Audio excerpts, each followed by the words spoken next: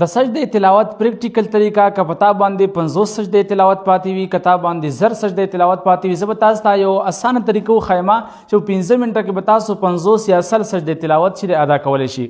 ګران کتونکو ټول لاول چې کله په چا باندې سجدې تلاوت واجب شي باید چې فوراً د تلاوت نه وروستو هغه سجدې تلاوت ادا کړي، خو لیکن دې ته به کتلی شي چې مکروه وخت نه وي. کله چې مکروه وخت وي نو دغه سجدې تلاوت دې وروستو کړي او که چېرته بیا هم چا په مکروه وخت کې سجدې تلاوت ادا کړه سجدې تلاوت یې ادا کېږي. ګران کتونکو که په چا باندې سجدې تلاوت دومره پاتې وي چې هغه معلوم وي مطلب دا چې 100 سجدې تلاوت ورته پاتې یا چې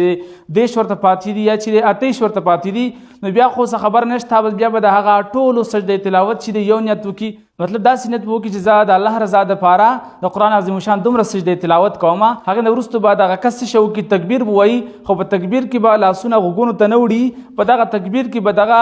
سجدې تلاوت کوونکي چې سجدې ته لاړ شي الله اکبر سبحان ربي الاعلى سبحان ربي الاعلى سبحان ربي الاعلى، هغې نه وروستو الله اکبر یعنی د ولاړې نه ډایرکټ سجدې ته تلل او د ډایرکټ سجدې نه راوچتېدل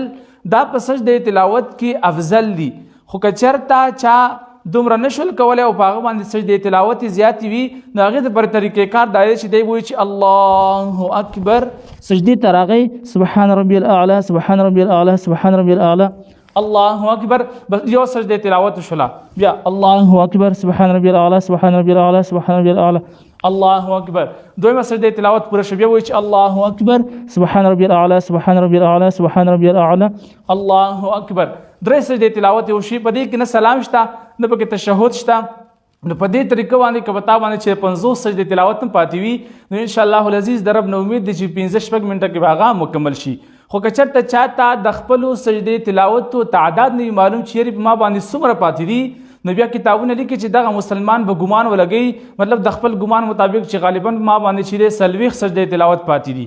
نو دی به د ګمان مطابق چې کمې سجدې ځان ته وټاکي هغومره سجدې به وکړي بیا په هغې باندې زیاده د هم وکړي، مطلب زیاتې به هم ادا کړي. نو په دې طریقه باندې چې دی تاسو سجدې تلاوت چې دی هغه مکمل ډېرې سجدې تلاوت چې دی په لږ ساعت کې سر ته رسولی شي. دغه پیغام چې دی نور مسلمانان سره هم شیر کړي ځکه چې دا د رمضان مبارک میاشت په دغه میاشت کې خلک چې دی شپږ اووه اته ختمونه کوي او د ټولو سجدې چې دی په دوی باندې پاتې وي او بیا چې دوی ورته خفه وي چې دا به څوک ادا کوي. نو دغه پریکټیکل او دغه اسانه طریقه چې تاسو هغوی ته ورسوئ نو تاسو ما سره په ثواب کې پوره برخه نصیب شي او هغه ته به اسانۍ شي. السلام علیکم ورحمة الله وبرکاته.